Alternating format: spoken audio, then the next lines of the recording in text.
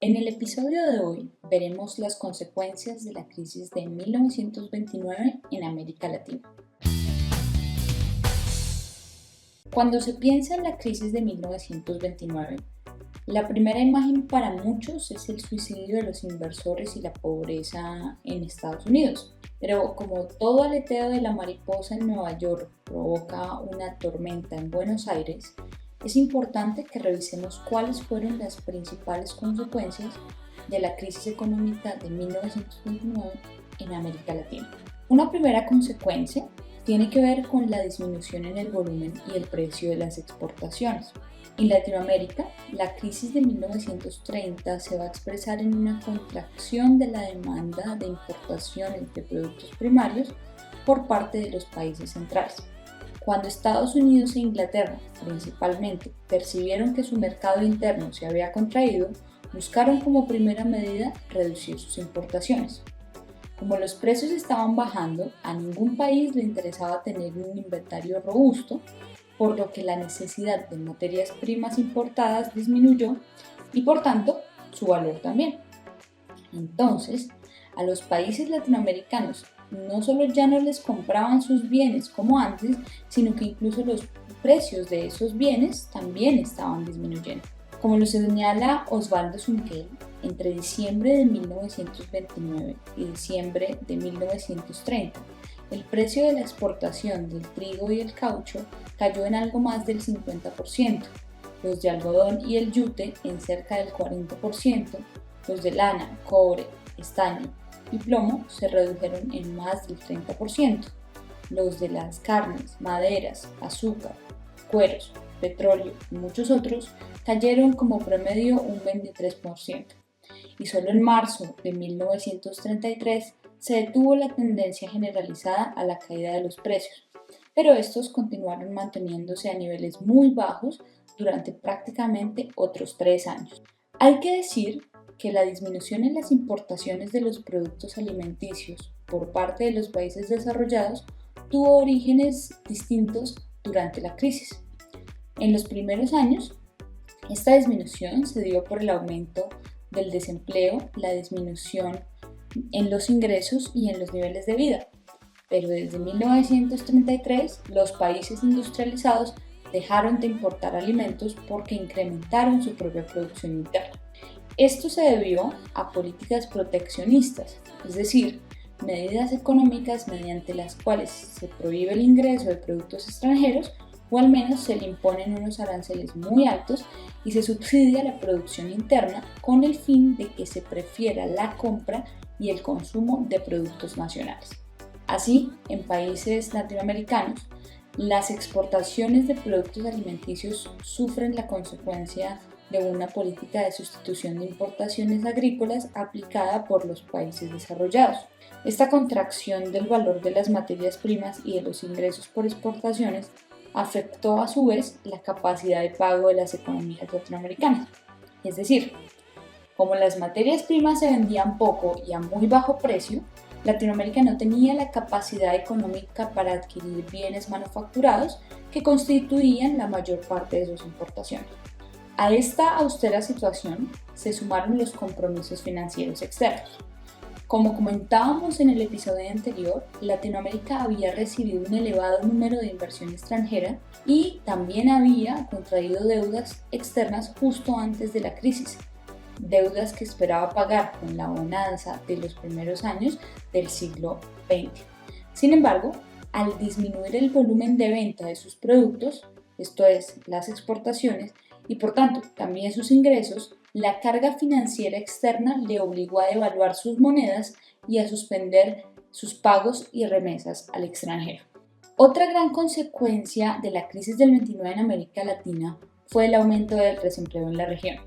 Como los países latinoamericanos dejaron de importar en las cantidades que solían hacerlo y como sus monedas se habían devaluado, es decir, su valor real había disminuido, los precios de los productos manufacturados aumentaron. Igualmente, los países latinoamericanos que dependían de la exportación de productos minerales tuvieron que disminuir su producción, lo que redujo fuertemente el empleo. En Chile, por ejemplo, la producción del cobre, que en 1929 había llegado a 321.000 toneladas, bajó en un 70% en 1932. Esa reducción en el empleo también afectó la ganadería y la producción agrícola. A diferencia de la agricultura de subsistencia, en la cual los campesinos producen de manera exclusiva para su consumo y si acaso para el intercambio interno y cercano, los países que se dedicaron a la exportación de ganado y de productos como el café y el azúcar, la caída de los precios y las exportaciones aumentaron las existencias de esos productos y redujeron sus ingresos, razón por la cual tuvieron que despedir a sus trabajadores, aumentando las cifras de desempleo. Finalmente, como tercera consecuencia, podemos destacar los cambios en los ingresos derivados de la recaudación y el endeudamiento externo del sector público. La crisis de 1929 generó una disminución del volumen de recaudación del sector público. La recaudación tributaria venía principalmente de los impuestos que tenía el comercio exterior. Por tanto, con la disminución del comercio exterior, esto es, la contracción tanto en las importaciones como en las exportaciones, también disminuyó la principal fuente tributaria de ingreso. Además de la tributación, tradicionalmente y en especial durante el periodo de auge que precedió a la Primera Guerra Mundial, los gobiernos latinoamericanos recurrieron a la obtención de recursos a través de préstamos extranjeros. De esta forma, justo antes de la crisis, el endeudamiento externo constituyó una de las principales fuentes de financiamiento.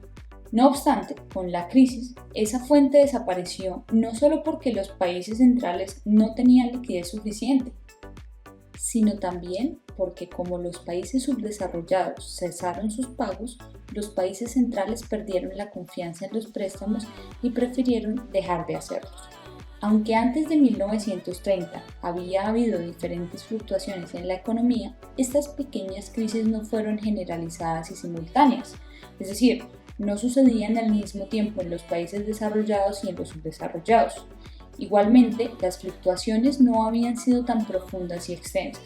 Si hubo crisis, estas no duraban más de 2 o 3 años e inmediatamente después la contracción se recuperaba y el crecimiento en la economía solía exceder los mejores años previos. Era básicamente como ver una escalera. Había un crecimiento, luego un estancamiento y de nuevo un crecimiento.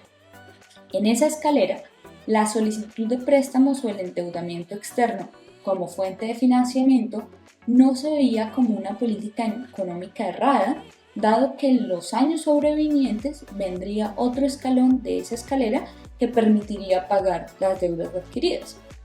Sin embargo, la crisis de 1929 no tuvo tales escalones y las deudas no se pudieron pagar.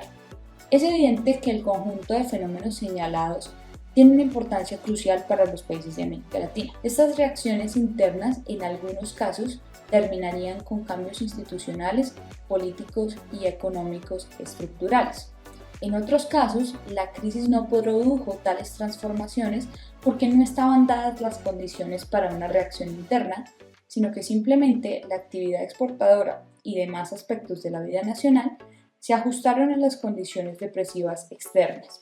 Como veremos, las diferentes reacciones dependen de la naturaleza e importancia del producto de exportación y de la magnitud de los efectos que transmite, pero sobre todo de la estructura productiva, social, política e institucional interna. En La Polímata trabajamos duro para ser tu fuente confiable de conocimiento. Si te gustó, regálanos un like.